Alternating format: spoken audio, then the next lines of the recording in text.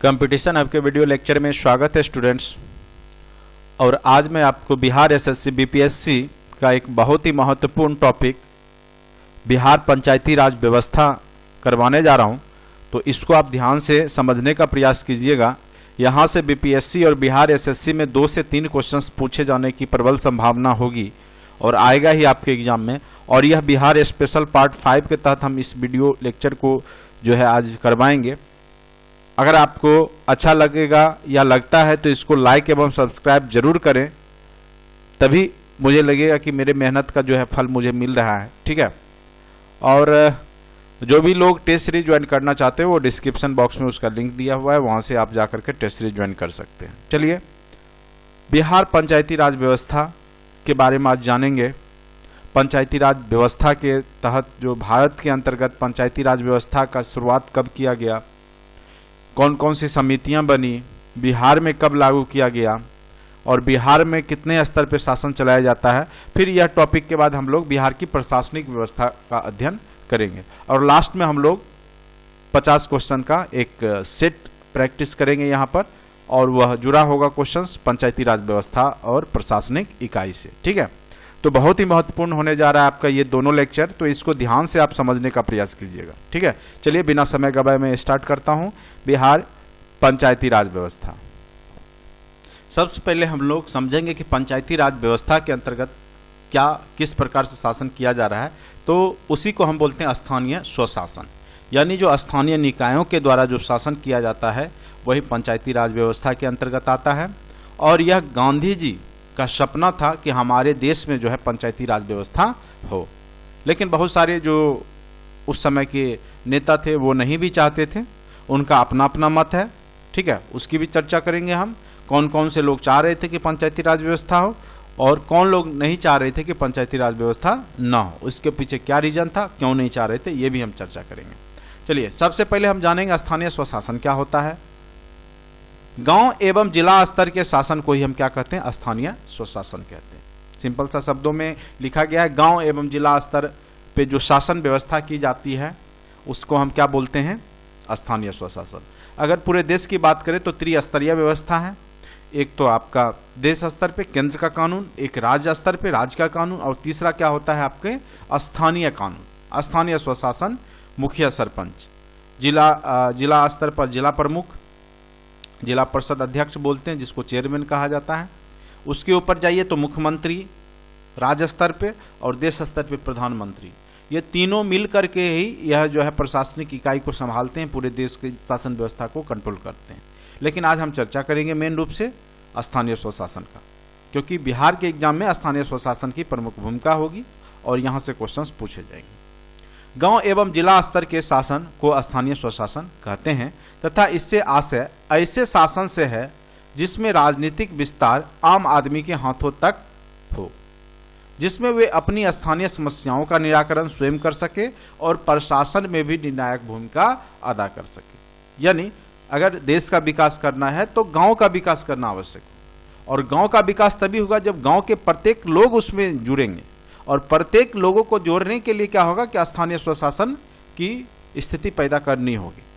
यानी उसको वहां पे एक अधिकार दिया जाएगा जो कि उसके विकास क्षेत्र का हो, उसके क्षेत्र का हो, उसके गांव का हो, उसके समाज का हो। तो उससे क्या होगा, उसके अंदर जागरूकता आएगी, राजनीतिक चेतना आएगी, कौन सा फंड आया, लोगों के अंदर चेतना आएगी, जिससे कि विकास का जो है गाड़ी की रफ्तार क्या होगी, तेज होगी। तो इसलिए जो है स्थानीय स्वशासन को लाया गया, जिसमें वे अपनी स्थानीय समस्याओं को भी निराकरण कर सके। जैसे अगर सरपंच की व्यवस्था को देखिए तो अगर कोई छोटा मोटा समस्या है, गांव में लड़ाई झगड़ा है, तो वो वहीं पे सरपंच के सामने जाकर के उसका निष्पादन कर दिया जाएगा, जिससे क्या होगा, आगे जो जिला कोर्ट होगा उसमें बोझ कम होगा या पुलिस स्टेशन को कम समस्याएं होगी। तो इस प्रकार से समस्याओं के निराकरण के लिए यह बहुत ही अद्भुत, या कह लीजिए कि एक बहुत अच्छा जो व्यवस्था भारत सरकार के द्वारा लाया गया था वो स्थानीय स्वशासन है, ठीक है।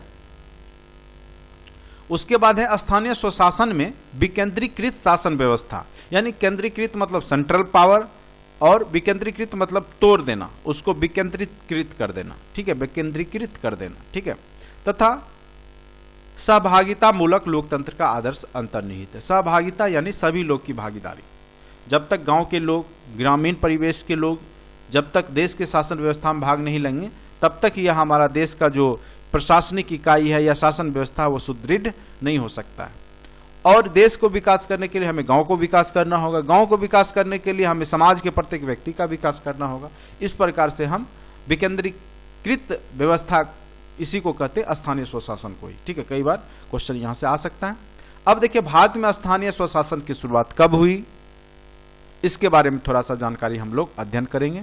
एक एक पॉइंट महत्वपूर्ण है इस जो भी इस पीडीएफ में। अगर आप डाउनलोड करना चाहते हैं तो नीचे डिस्क्रिप्शन बॉक्स में साइट है, वहां पे जाकर के ये आप पेज डाउनलोड करके आप खुद से लिख लीजिए या प्रिंट आउट करके आप पढ़िए, आपको जरूर यहां से फायदा मिलेगा। बस इसमें निचोड़ है जो कि इंपॉर्टेंट पॉइंट्स हैं। भारत में स्थानीय स्वशासन कब से लाया गया, तो लॉर्ड रिपन ने 1882 ईस्वी में, याद रखना है आपको, लॉर्ड रिपन को ही क्या कहा जाता है, पंचायती राज व्यवस्था का जनक भी कहा जाता है। ये बहुत ही महत्वपूर्ण क्वेश्चन है। लॉर्ड रिपन पंचायती राज व्यवस्था या स्थानीय स्वशासन के जनक कहे जाते हैं। 1882 ईस्वी में स्थानीय स्वशासन संबंधी प्रस्ताव दिया, जिसे स्थानीय स्वशासन संस्थाओं का मैग्ना कार्टा कहा जाता है। लॉर्ड रिपन को स्थानीय स्वशासन का जनक भी कहा जाता है। और यह कब दिया था इन्होंने प्रस्ताव, तो 1882 ईस्वी में। ठीक है, 1882 में। तो ये महत्वपूर्ण लाइन है, इसको याद रखना है आपको। उसके बाद है ऑब्जेक्टिव, जब हम लोग बनाएंगे तो यहां से क्वेश्चंस आएंगे। महात्मा गांधी स्थानीय स्वशासन के विचार के प्रमुख प्रतिपादक थे। अगर देश में बात करें तो सबसे ज्यादा महात्मा गांधी स्थानीय स्वशासन की बात करते थे, और इनके साथ कुछ समर्थक भी थे, जैसे दादा भाई नौरोजी हैं, जिसे grand old man of India भी कहा जाता है, डॉक्टर राजेंद्र प्रसाद थे और लाला लाजपत राय। ये सब स्थानीय स्वशासन, पंचायती स्वशासन की बात करते थे और इसका समर्थन करते थे। लेकिन कुछ हमारे जो संविधानविद हैं जैसे भीमराव अंबेडकर, ये इसका विरोध करते थे। कहते थे कि अगर स्थानीय स्वशासन की व्यवस्था की जाएगी तो यह समाज सामंती और पुरुषवादी और जातिवादी जो स्ट्रक्चर है उसको तोड़ नहीं पाएगा, यानी जातिवादी जो व्यवस्था है वो बनी रहेगी और सामंती व्यवस्था भी बनी रहेगी। इसलिए जो है पंचायती राज व्यवस्था नहीं होना चाहिए, स्थानीय स्वशासन नहीं होना चाहिए।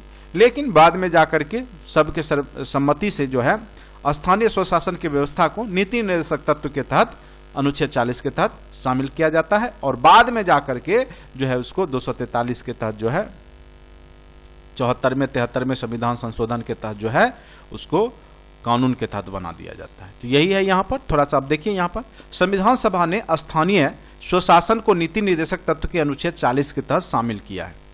ठीक है, तो ये बहुत ही इंपॉर्टेंट लाइन है कि स्थानीय स्वशासन अनुच्छेद कितना के तहत शामिल किया गया था, तो अनुच्छेद 40। और नीति निर्देशक तत्व DPSP, directive principle of state policy, यानी इसमें जो है इसको हम वाद योग नहीं होता है, ये न्यायालय में वाद योग नहीं होता है। ठीक है, अगर कोई राज्य चाहता तो पंचायती राज व्यवस्था लागू भी कर सकता था, नहीं भी कर सकता था, लेकिन बाद में जाकर के इसको जो है अनिवार्य कर दिया जाता है। देखिए 2 अक्टूबर 1952 को पूरे देश के 55 विकास खंडों में, जिसको प्रखंड बोलते हैं, सामुदायिक विकास कार्यक्रम की शुरुआत हुई और पंचायती राज व्यवस्था की पृष्ठभूमि तैयार की। सबसे पहले 2 अक्टूबर 1952 को। ठीक है, उसके बाद है नेक्स्ट पॉइंट, 1950-52 तक चरणबद्ध प्रयासों के बाद 73वें और 74वें संविधान संशोधन द्वारा स्थानीय स्वशासन को संवैधानिक दर्जा मिला।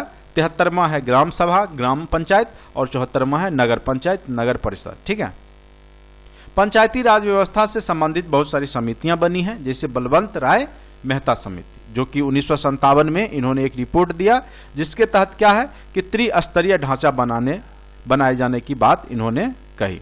ग्राम स्तर पर ग्राम पंचायत होगा, प्रखंड स्तर पे, ब्लॉक स्तर पे पंचायत समिति, जिसको हम प्रमुख बोलते हैं, और जिला स्तर पे जिला परिषद होगा। ठीक है, इसमें जो है ग्राम पंचायत का चुनाव प्रत्यक्ष रूप से जनता के द्वारा वोट दे करके होगा, और ये लोग जो है अप्रत्यक्ष रूप से जो है पंचायत जैसे समिति अध्यक्ष का होता है, तो ग्राम पंचायत 4-5 गांव या जो भी हो उसके मिल करके जो है पंचायत प्रमुख का जो है चुनाव करते हैं। तो इसमें जनता भाग नहीं लेती है, तो अप्रत्यक्ष कहलाता है। जिला परिषद में भी होता है, तो जिला परिषद के क्या होते हैं, प्रमुख होते हैं, चेयरमैन होते हैं, उनका जिला परिषद सदस्य लोग जो है चुनाव करते हैं। तो ये भी अप्रत्यक्ष रूप से जो है इस ढांचे का जो है निर्माण बलवंत राय मेहता समिति के द्वारा किया गया था। अब देखिए एक महत्वपूर्ण पॉइंट है, लेकिन इसको 1958 ईस्वी में जो है राष्ट्रीय विकास परिषद, नेशनल डेवलपमेंट काउंसिल ने बलवंत राय मेहता समिति के सिफारिश को स्वीकार किया। यानी कब लागू किया गया है, तो इसको 1958 ईस्वी में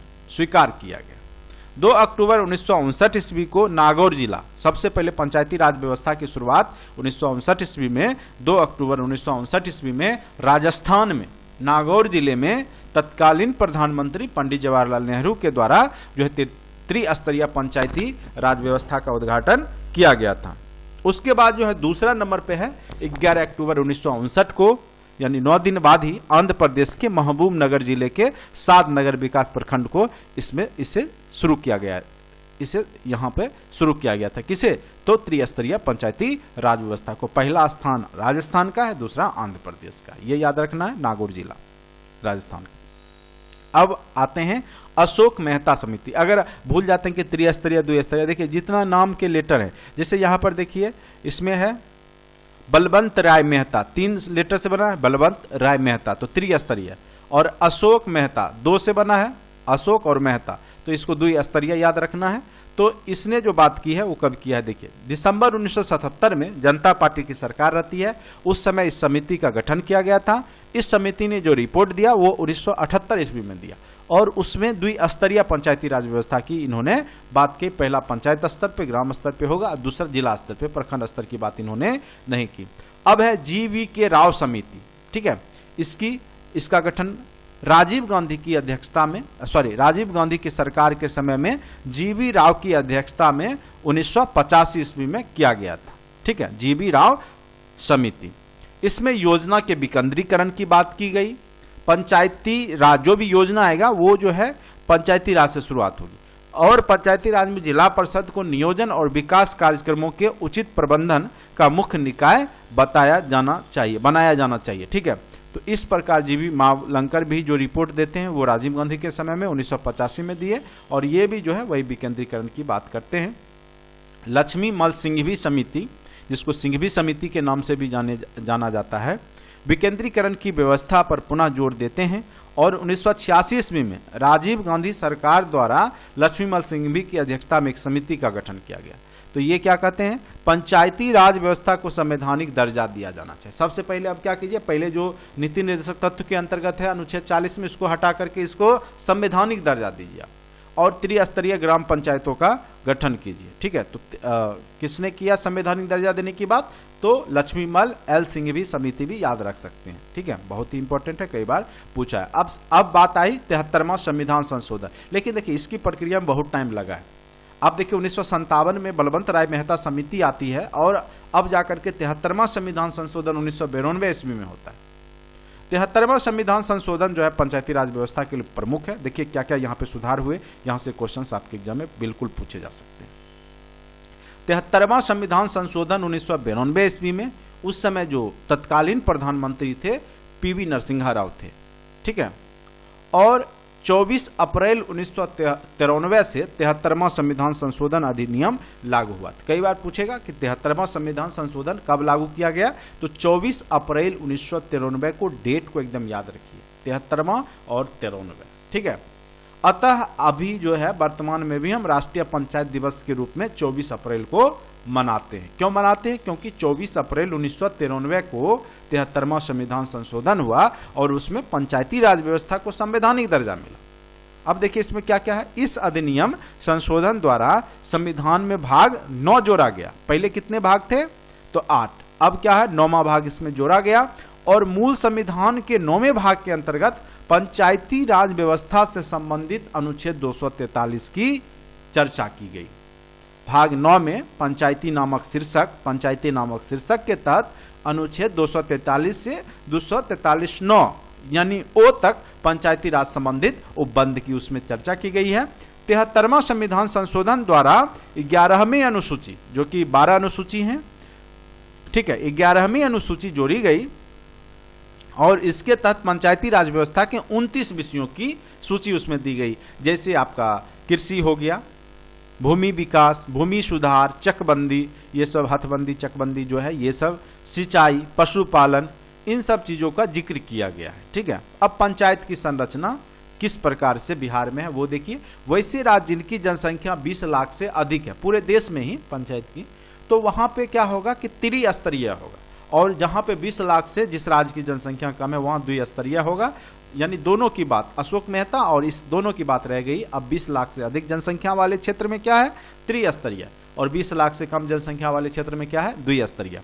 अब त्रिस्तरीय में आपको पता ही है, गांव में रहते होंगे तो उनको बिल्कुल पता होगा। ग्राम स्तर पे ग्राम पंचायत होगा, जिसमें आप देखते ही होंगे, जैसे मुखिया सरपंच प्रमुख होता है इसका, ठीक है। न्यायिक जो है न्यायिक व्यवस्था का सरपंच होता है, ठीक है।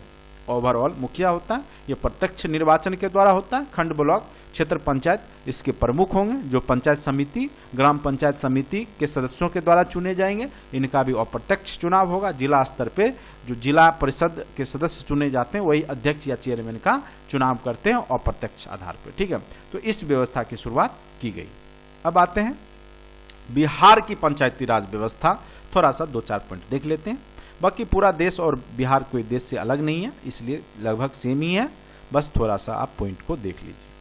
बिहार में पंचायती राज, बिहार में ग्राम पंचायतों के गठन हेतु स्वतंत्रता प्राप्ति के पश्चात वर्ष 1947 में ही बिहार पंचायती राज अधिनियम पारित किया गया था, ठीक है। ऐसी बात नहीं है कि बिहार में 1992 से पंचायती राज व्यवस्था है, ऐसी बात नहीं है। इसका गठन जो है 1947 में ही पंचायती राज व्यवस्था अधिनियम पारित करके शुरुआत कर दिया गया था। लेकिन जो व्यापक स्तर पे जो है वो देखिए, 24 अप्रैल 1993 को जब 73वां संविधान संशोधन होता है तो बिहार में भी पंचायती राज व्यवस्था अधिक प्रभावी हो जाती है, और पंचायती राज अधिनियम जो है बिहार पंचायती राज अधिनियम 1993 पारित किया जाता है।